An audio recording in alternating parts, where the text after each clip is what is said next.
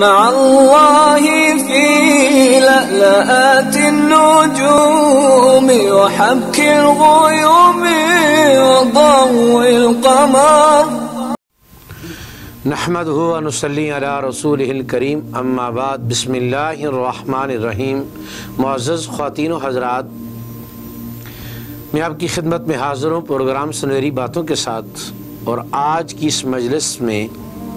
اور اس کے بعد کئی مجالس میں ہم آپ کے سامنے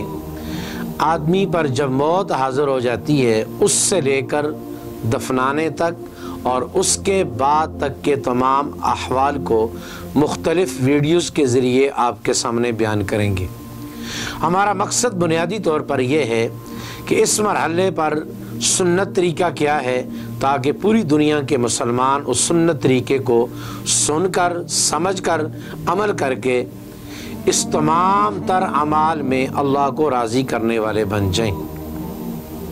سب سے پہلی بات تو یہ ہے کہ جس وقت انسان کے اوپر موت کے اثرات نمایاں ہو جائیں، نشانیاں واضح ہو جائیں، نبی کریم صلی اللہ علیہ وسلم نے فرمایا لقنوا موتاکم بلا الہ الا اللہ، اپنے مردوں کو لا الہ الا اللہ کی تلقین کرو۔ اس سے مراد علماء مفسرین نے یہ بیان کیا ہے کہ جس وقت انسان کے اوپر موت کے اثرات ظاہر ہو جائیں اس وقت اس کے پاس بیٹھ کر اونچی آواز سے جس کو بیمار سن لے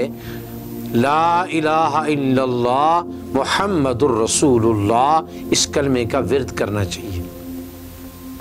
کیونکہ نبی کریم صلی اللہ علیہ وسلم نے فرمایا کہ جس کا اول کلمہ لا الہ الا اللہ ہو اور جس کا آخر کلمہ لا الہ الا اللہ ہو، اللہ رب العزت کی ذات اول آخر اس کلمہ پڑھنے کی برکت سے درمیان کے سارے گناہوں کو معاف فرما دیں گے۔ اگر ایک آدمی کی زبان پر کلمہ جاری ہو گیا تو اللہ رب العزت کی ذات اس کلمے کی برکت سے اس کا خاتمہ خیر پہ فرما دیں گے۔ اور نبی کریم صلی اللہ علیہ وسلم کی ایک اور حدیث ہے جس میں آپ سرکار نے فرمایا کہ انما الاعمال بالخواتیم، کہ اعمال کا دار و مدار خاتمے پر ہے۔ اگر انسان کا خاتمہ لا الہ الا اللہ محمد الرسول اللہ،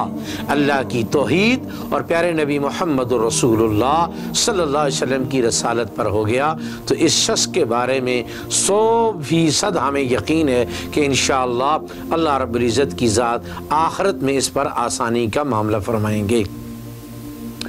کیونکہ یہ آخری وقت ہے۔ اور آخری وقت کے بارے میں ایک دوسری حدیث بھی سماعت فرما لیں، نبی کریم صلی اللہ علیہ وسلم نے فرمایا بسا اوقات انسان ساری زندگی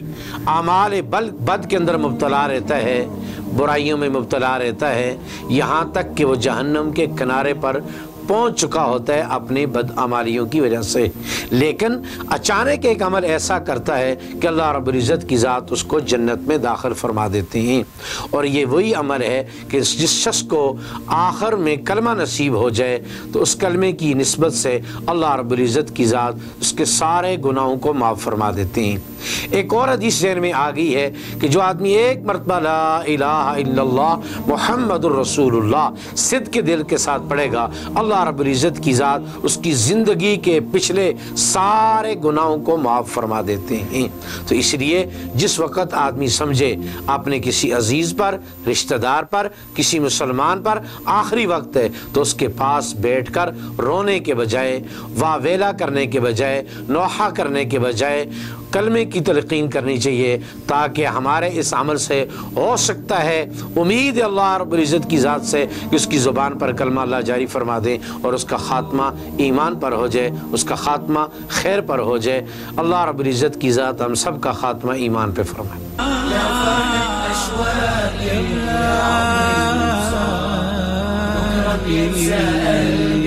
كل أيام الصلاة